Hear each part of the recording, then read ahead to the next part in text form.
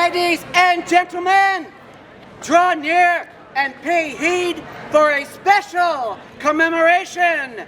Let it be known that last Saturday, the 15th of June, across the expanse of this great nation on the opposite coast was officially installed in office in the Grand East of the Grand Lodge of Masons in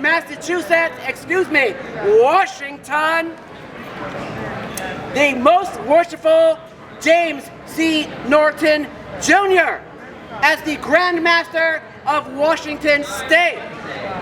Born in Everett, Washington, the 10th day of January 1964, he married his best friend in 1999, apparently according to his wife, because he could cook, clean, and iron.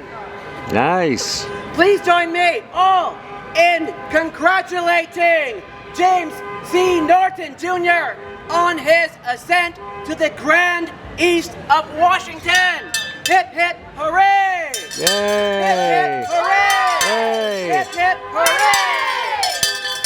Thank you. Let freedom ring, and may God save the Commonwealth of Massachusetts!